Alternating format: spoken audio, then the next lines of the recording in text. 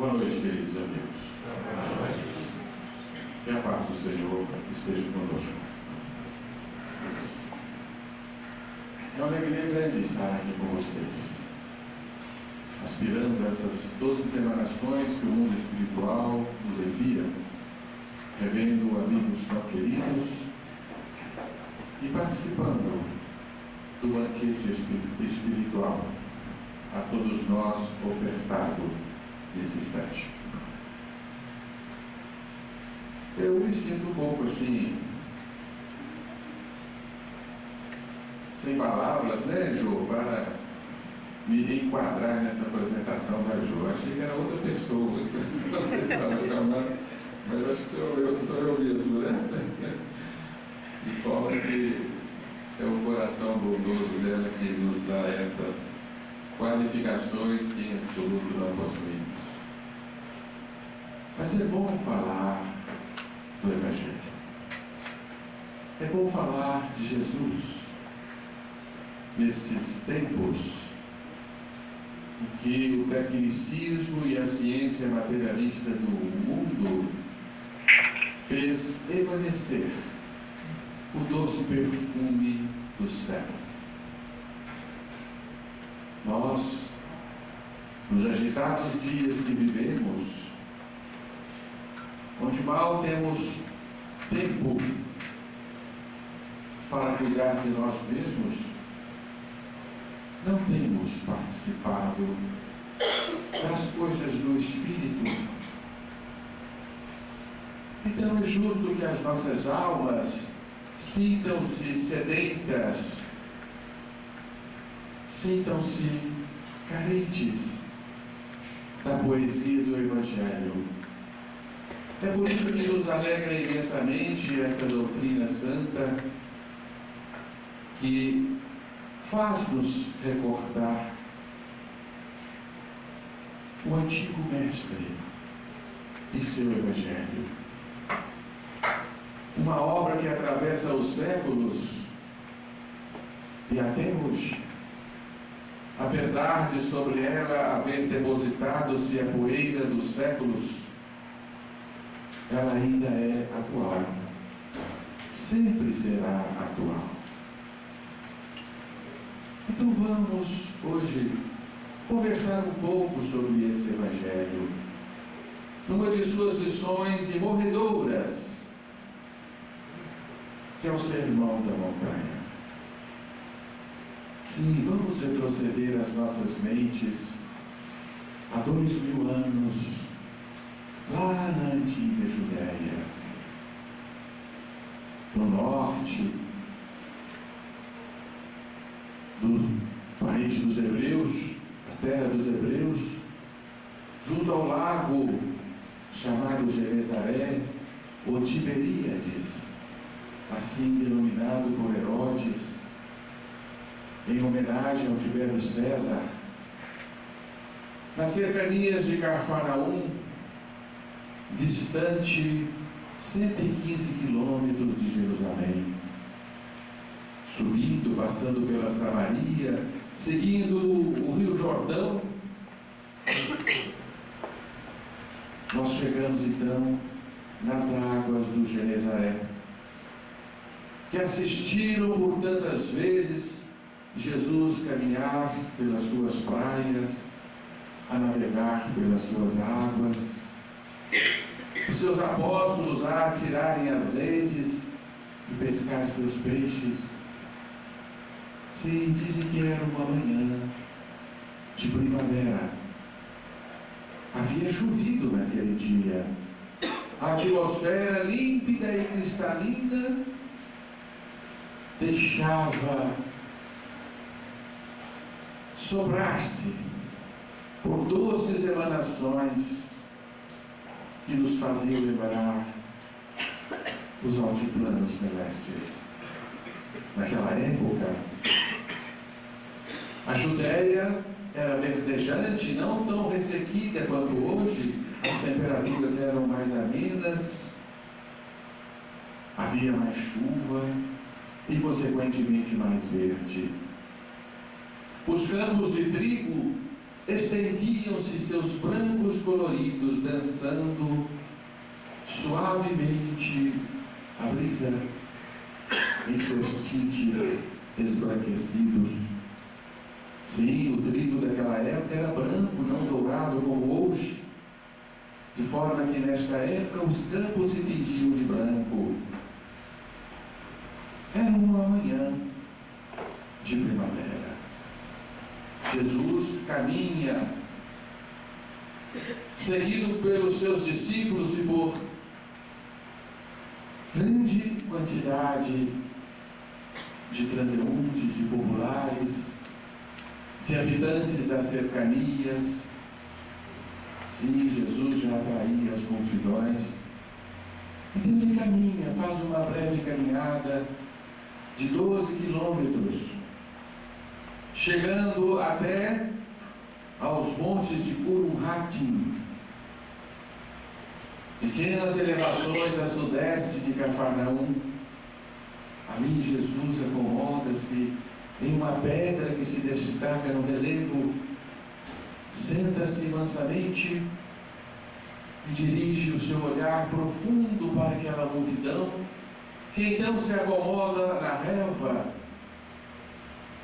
Assentam-se prontos para ouvir o que seria considerado a carta magna da nossa humanidade, o Sermão da Montanha. A constituição que o homem haverá de implantar na terra, nas humanidades do futuro. Ali anotada, sob a inspiração do alto por Mateus, no capítulo 5, nós vamos encontrar registro de ética, de conduta, de comportamento,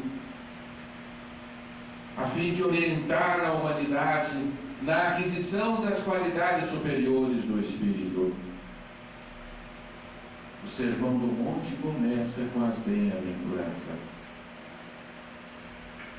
No seu versículo 3, a primeira das bem-aventuranças é justamente o que nos compete hoje, falar sobre ela.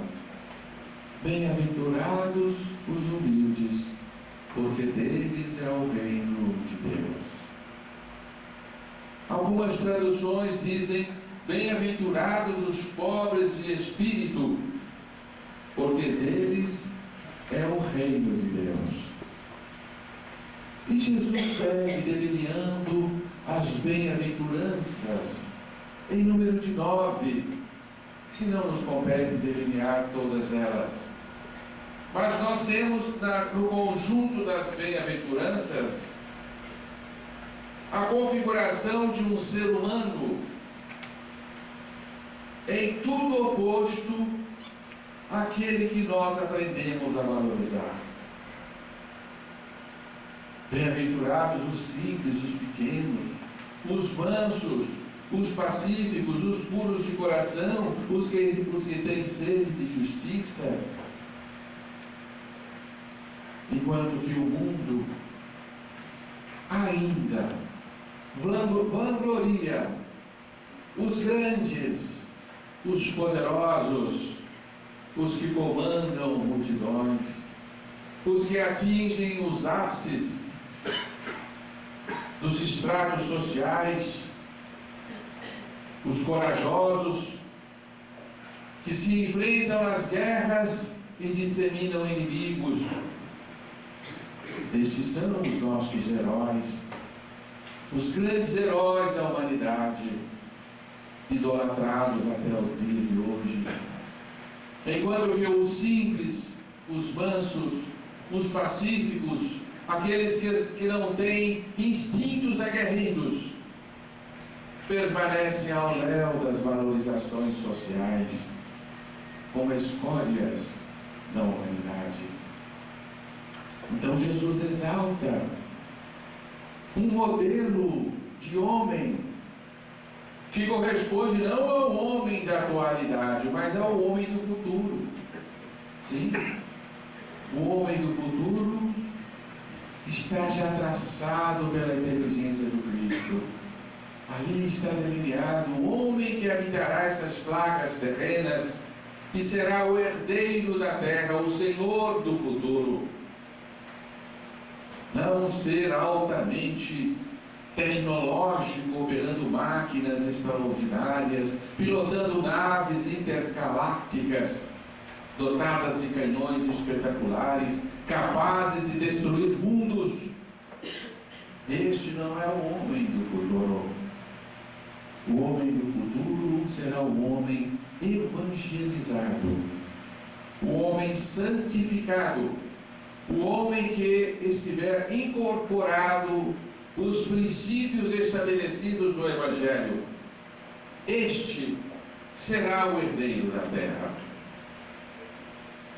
Disso nós temos certeza. Os homens aguerridos, embrutecidos, aqueles que se dizem grandes na vida, estes estão sob a ameaça de serem recolhidos em humanidades mais atrasadas, porque a terra seguirá adiante rumo à plena execução do amor evangélico. Portanto, os poderosos da terra são hoje seres em extinção.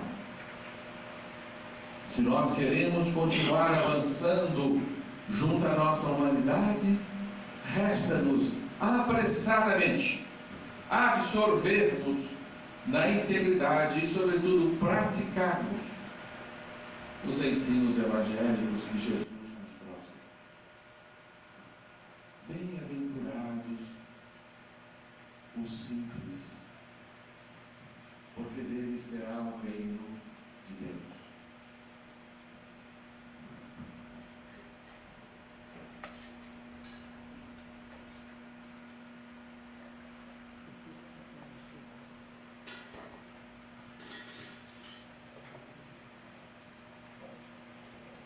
Pedir para ficar exatamente aqui no culto.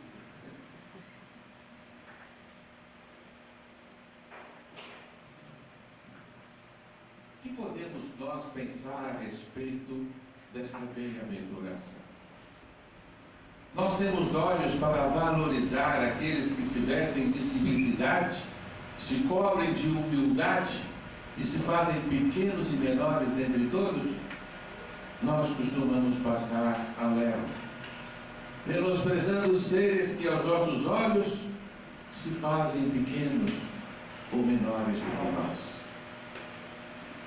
Por que Jesus, então, valoriza justamente aquele que se veste da mais pura humildade?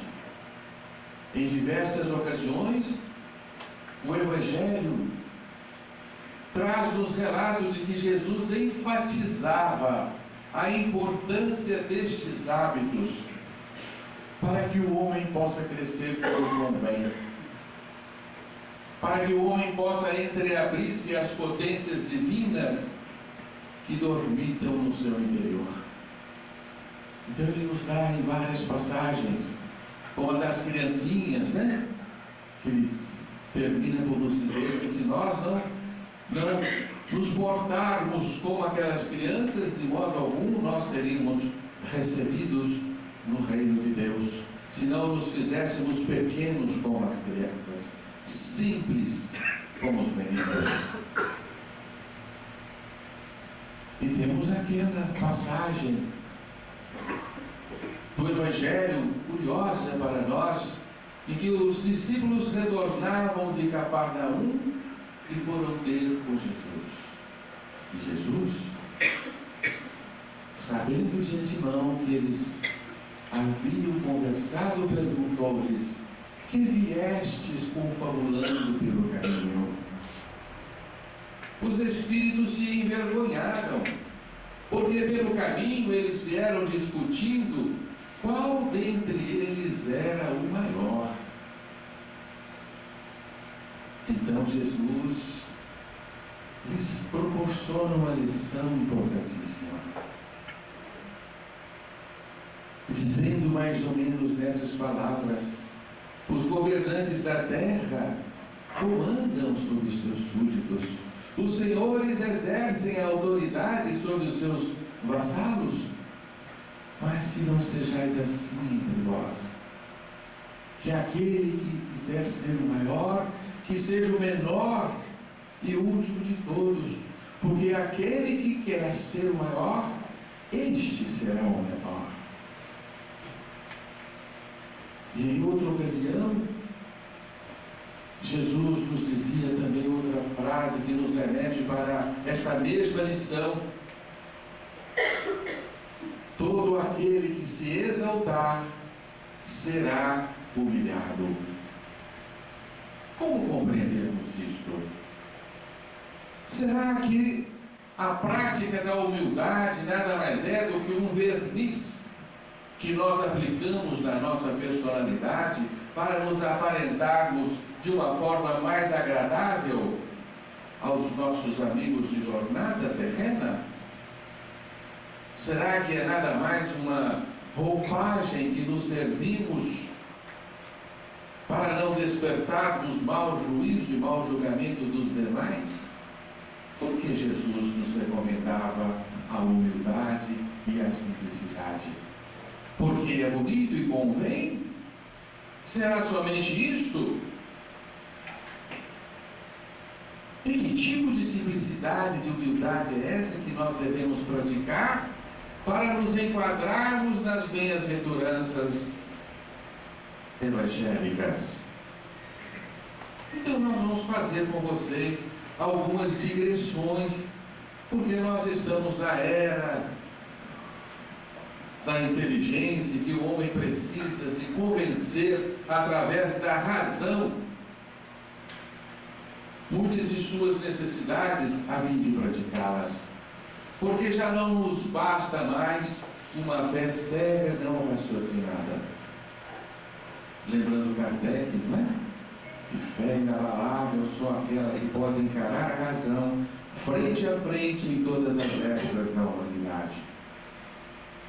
Então vamos fazer algumas elaborações, né, com a intenção de convencê-los de que o oposto da simplicidade e da humildade, ou seja, o orgulho, a vaidade, a cobiça, a ambição, o egoísmo, são antivirtudes completamente inconvenientes à evolução do espírito.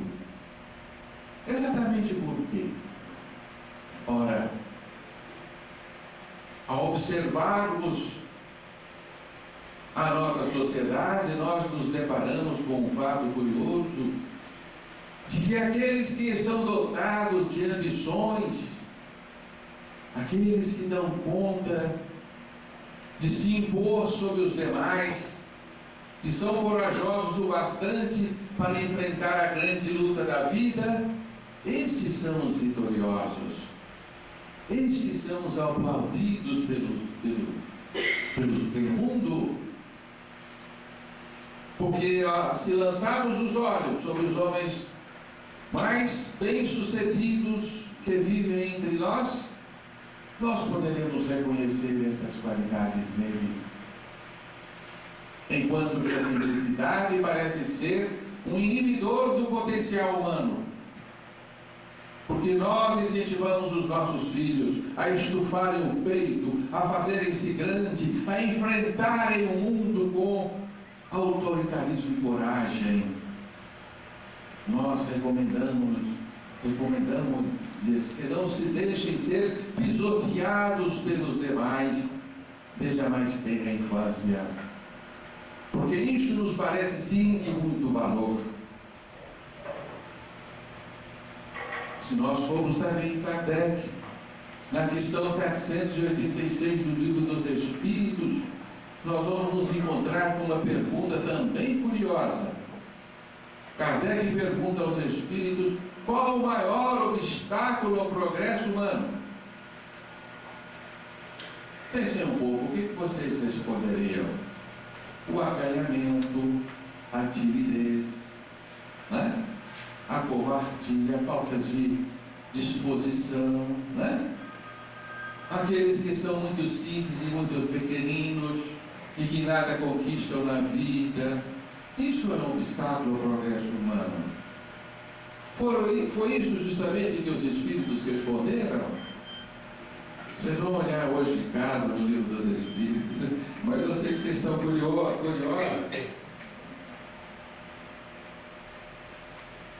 Não vou deixar os curiosos.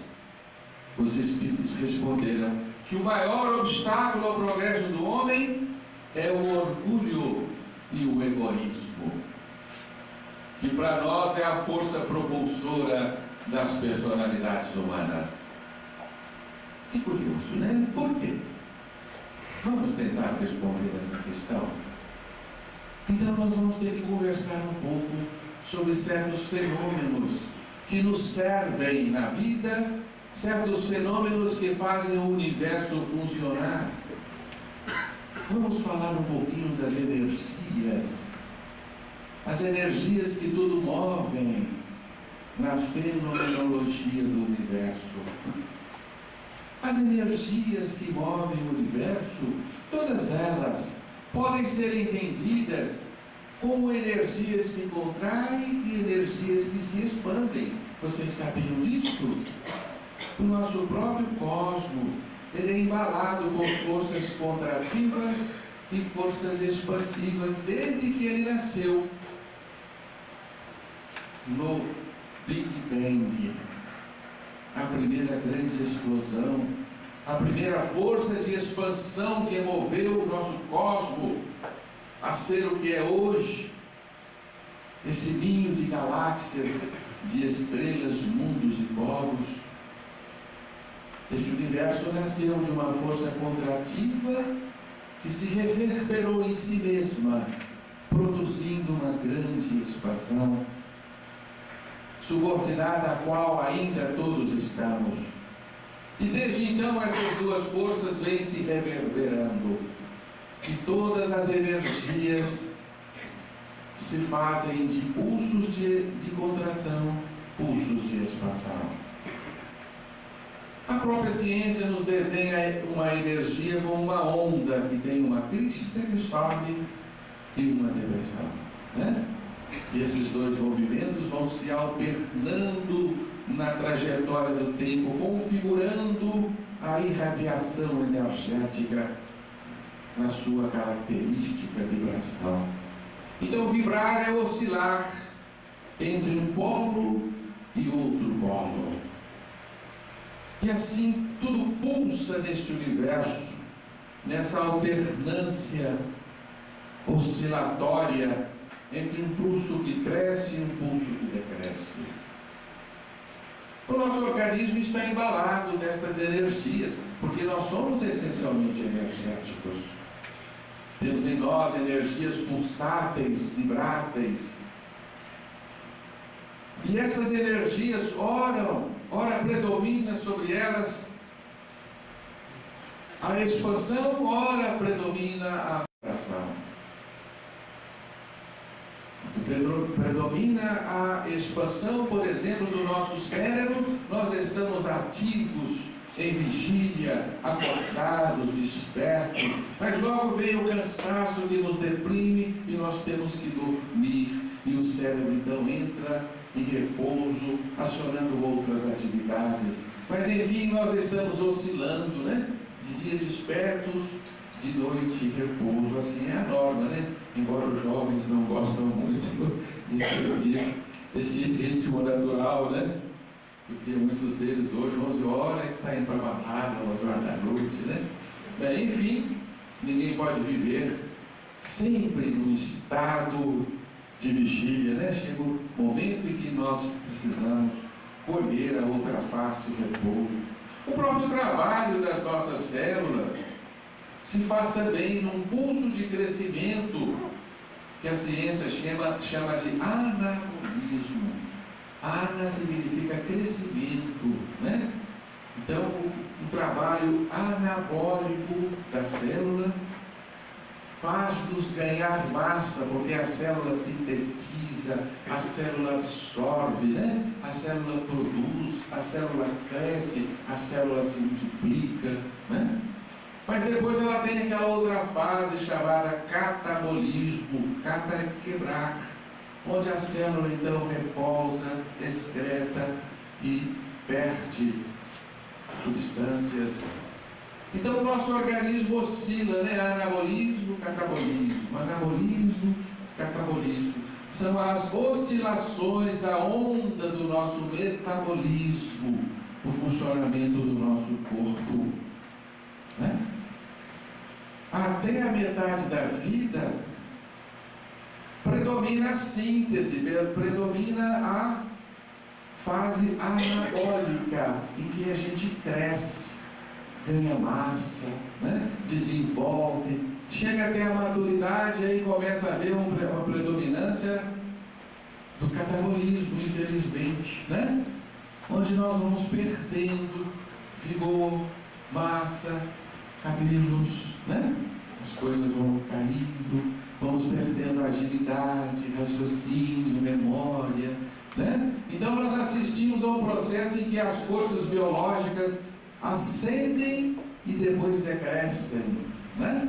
Até a extinção do nosso corpo no fenômeno da morte, para continuarmos depois no mundo do além, participando deste mesmo movimento, expandir, contrair. Porque no mundo dos espíritos nós vamos realizar esses dois movimentos. O nosso perispírito irá, sim, chegar a um ápice para depois decair, a fim de recolher-se em novo nicho uterino, consociar-se a outro óvulo fecundado, contrair-se novamente na dimensão unicelular, para experimentar um novo nascimento, ou renascimento, para então expandir de novo no seio uterino, experimentando o seu vertiginoso crescimento embrionário, uma verdadeira explosão, um Big Bang, né? Orientado, fazendo com que em 9 meses uma célula se transforme em 3 trilhões de células. Esses movimentos orgânicos são conduzidos pelo nosso perispírito, que é o nosso organismo dinâmico, onde nós possuímos os nossos campos energéticos, orientadores e formadores da massa biológica do corpo físico. E o perispírito é uma entidade vibrátil, porque energética, então ele expande, ele contrai, ele expande, ele contrai. Isso está no livro dos médiuns, Kardec nos informa isso. O perispírito se contrai, o perispírito se dilata. Depois nós vamos no livro Evolução em 2 Mundos, de André Luiz, e vamos nos encontrar com esta mesma explicação enriquecida de detalhes. E André Luiz nos diz que o perispírito se contrai violentamente, antecedendo a nossa reencarnação. Ele participa de um movimento chamado miniaturização perispiritual, ou restringimento perispiritual, em que o perispírito se adensa, se concentra, se reduz, para depois sofrer o perispírito nova dilatação. E na dilatação do perispírito, o corpo entra em intenso metabolismo, né? Intenso movimento anabólico, acompanhando então a expansão do perispírito. Então o perispírito ele tem essa movimentação, ele é um organismo pulsátil, né? Acompanhando a grande onda da vida, que nos leva a construir corpos, para destruí-los, para construí-los novamente, né? Na grande onda da vida, que é nascer, crescer, desenvolver, reduzir-se, minguar-se, morrer, né? Para renascer, tornar a crescer, tornar a ir ao ápice, para reduzir-se novamente e assim sucessivamente. Espero que vocês estejam acreditando nisso, né? Que o nosso perispírito tem esta movimentação, que ele não é uma entidade absolutamente estável. Não poderia ser, porque nada neste nosso universo existe dentro dessa estabilidade, né? Tudo obedece a ciclos, assim como a natureza se contrai no inverno para se expandir na primavera, né? Na sua reciclagem também de vida e morte, né? Portanto, nós estamos com André Luiz aprendendo um pouco desta movimentação do nosso perispírito, do nosso segundo corpo, né? Aquele corpo que sobrevive conosco à nossa morte física, porque dentro da doutrina espírita aprendemos que nós somos um espírito, um perispírito e um corpo físico, né? O corpo físico se constrói, se destrói, o perispírito oscila, né, no seu movimento de contração e expansão, mas ele é um corpo indestrutível, que nos acompanha vida após vida, desencarnação pós desencarnação, né? Muito bem, uma vez que nós entendemos essa dinâmica perispiritual, fica fácil nós compreendermos a próxima lição que André Luiz nos traz, quando André Luiz nos explica como que o perispírito adoece. E este nosso mentor espiritual, ainda no livro Evolução em Dois Mundos, diz-nos assim: o perispírito adoece de perturbações hiperdinâmicas correspondentes aos delírios do ego e perturbações hipodinâmicas correspondentes às quedas do espírito. Não precisávamos de mais nada. Vocês compreenderam? O perispírito adoece quando ele tem as suas forças hiperdinamizadas. Hiper é o radical que nos remete para muito, para o que está além, o que excede, que extrapola. E o perispírito adoece de hipodinamia. E hipo é o radical para aquilo que está reduzido, aquilo que está em falta. Então André Luiz nos diz que o perispírito adoece quando ele exagera o seu pulso dinâmico e levando-o ao hiperdinâmico. E ele adoece quando o seu pulso hipotônico exagera o seu aprofundamento dentro da sua pulsação natural. Ele pode ir além ou pode ir aquém dos seus limites. Por que se dá isto? Como que acontece os estados hiperdinâmicos do nosso perispírito? Por que o nosso perispírito, de repente, tem o seu campo estrutural energético um dinamismo hiperfuncionante, hipertônico? Isso corresponde, diz André Luiz, aos delírios do ego. Nós vamos compreender isto como as nossas atitudes, tão comum em nós, de egolatria, de orgulho, de prepotência, de vaidade, de exercício inadequado do poder. Portanto, quando nós situamos o nosso ser nas posições de orgulho, de vaidade, de prepotência, quando nós exercitamos o nosso egoísmo além das medidas do amor, nós estamos realizando um movimento que é o exagero do ego, o ego que se cresce além das medidas naturais. São os estados de hiper-egoísmo ou hiper-egotismo. Então, os estados hiperegóicos, tão comuns a nós, que nós sabemos realizar com muita facilidade, né? Basta levantar o nariz 10 graus, começar a olhar todo mundo do alto, né? De cima para baixo, não é? Basta pegar o nosso carro e dizer assim: sai da frente, seu molenga, né? Você não vale de nada, né? A rua é minha. Basta no serviço, né? nós acharmos que somos ali a pessoa mais importante, mais interessante, né?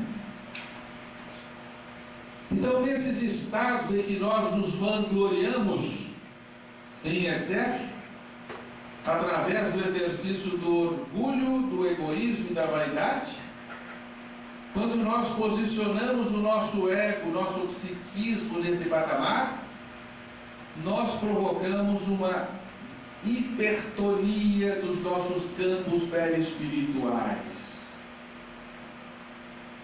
Então vamos dar aqui uma imagem interessante para vocês, que é a imagem de um pêndulo, né? Que oscila para um lado, para o outro lado. É a oscilação natural da vida, né?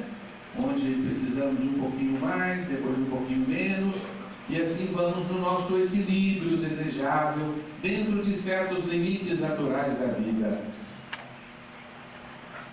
Claro que todos se lembram do pêndulo, né? E o pêndulo tem um princípio de uma lei física que diz o seguinte: se você esticar o pêndulo para um lado e soltar, este pêndulo deverá compensar esse movimento no lado oposto, percorrendo exatamente a mesma distância que subiu para um lado. Ele tem que executar para o outro o movimento, fruto da lei de ação e reação. Uma ação, uma reação igual, de mesma intensidade, porém sentido oposto. Está claro isso? Claro que está. Você não consegue imaginar um pêndulo que você sobe ele para um lado e depois ele para no limite estreito. Ele tem que passar também para o outro lado, né? Para compensar o movimento excedente. Então nós fazemos isso com as nossas energias, as sacrossantas energias que nos servem. Nós hiperdinamizamos as nossas energias espirituais. E vocês poderão estar pensando, mas é bom a gente estar hiperdinamizado, né? Com energias em excesso, transbordando, né? De energias. Não, isso é mórbido.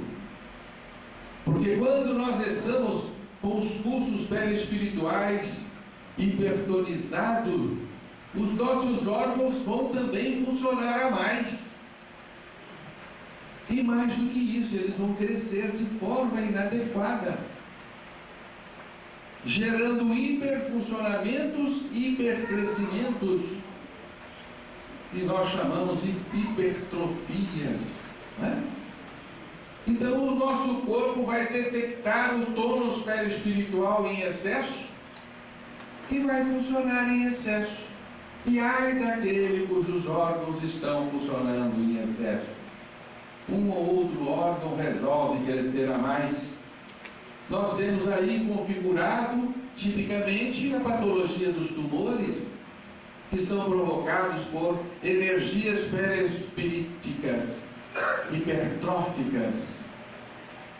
E temos o máximo da nossa hipertrofia, que é o câncer, onde as células crescem num ritmo acelerado e desordenado, embaladas por um frenesi hipertônico, uma para de crescimento excedente.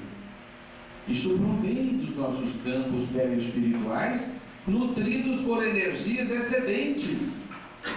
E essas energias excedentes, mórbidas, são alimentadas pelos nossos estados personalísticos, em que nós nos posicionamos acima dos demais. Nós nos fazemos maiores do que os outros. Nós exploramos os outros. Roubamos valores alheios, não só recursos monetários, mas nós roubamos valores de personalidade do outro, roubamos apreciações do outro, roubamos felicidades do outro, depreciamos o outro porque nos fazemos mais do que eles, minguamos o outro para nos fazermos mais. É por isso que a gente tanto gosta da maledicência, né? Que diminui o outro e você está dizendo assim: fulano não presta, quem presta sou eu.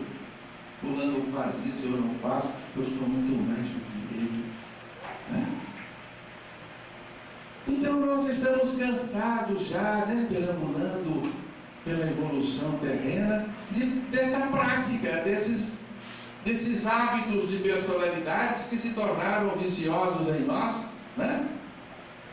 E a gente gosta mesmo de valer mais do que o outro, de ser maior do que o outro, de ter tudo e o outro nada, de ser mais e o outro menos, né? Então, desde a infância eu quero ser o mais inteligente, o mais bonito, o mais forte, né? O mais destacado, o mais aplaudido, o mais invejado, e assim vamos pela vida fora, né? E de repente eu quero comprar um carrão, vou ficar apertadíssimo, mas não importa, o vizinho vai ver o meu carrão na garagem, né?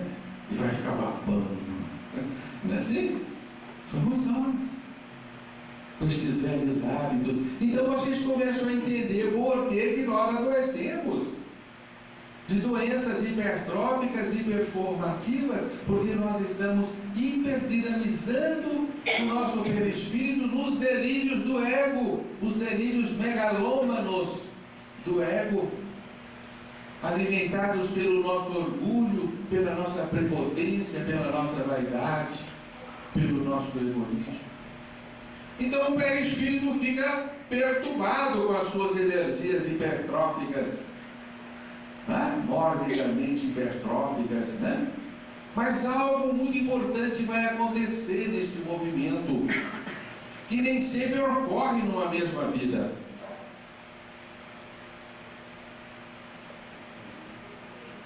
O perispírito hipertrofiou as suas energias, chegou ao seu máximo, e agora o que vai acontecer? É obrigatório o lado oposto correspondente, não é? O pêndulo vai descer, as energias perispirituais vão se contrair e vão parar no limite? Não, vão continuar o movimento contrativo e consequentemente vão trazer a destruição para os veículos de expressão do espírito. O corpo então vai ter acelerado os seus movimentos degenerativos naturais. Ele vai morrer antes da hora, vai degenerar antes da hora. Os órgãos vão se negar a funcionar, vão entrar em hipofuncionamento, hipotrofias, degenerações, testemunhando assim no corpo os graves desequilíbrios empreendidos pelo espírito na sua louca aventura de amar-se a si mais que os outros. Então nós vamos assistir uma destruição em nós mesmos. Mas por vezes estes movimentos de hipertrofia não alcançam o nosso campo físico, alcançam sim o nosso campo psíquico e vão perturbar o funcionamento do nosso cérebro, dos nossos neurônios, que de repente vão se negar a trabalhar como convém, não vão sintetizar neurohormônios, porque estão movidos por um campo hipertrófico, produto de um campo hipertrófico. E que é isso? Que nome nós damos para essa situação em que o nosso ânimo decresce, o nosso psiquismo se evanece e nós nos alimentamos de intenso desânimo e de repente você não se reconhece mais tendo valor algum, o seu ego fica petititinho que você nem enxerga, né? Você perde a estima, a autoestima, não consegue encontrá-la mais. Você não se gosta, não gosta mais da vida e sente uma tristeza profunda que não sabe de onde vem. Você está sentindo em si a reverberação das forças hipertróficas que agora se postam no lado oposto. Porque agora você está no movimento da queda, da contração, como diz André Luiz, na hipodinamia do perispírito. Então o seu corpo se nega a responder, a sua mente se nega a trabalhar. Você agora é um deprimido. O mundo vai te taxar assim. E você não quer sair mais de casa, você não tem energia para trabalhar, nem ânimo e disposição para sair da cama. E por quê? A ciência vem e diz: o seu cérebro está funcionando muito bem. Você é vítima dos seus neurônios. Nós dizemos não. Você é vítima de si mesmo. Você está colhendo exatamente aquilo que semeou. Você se hipertrofiou, agora você é um ser humano hipotrofiado. Né?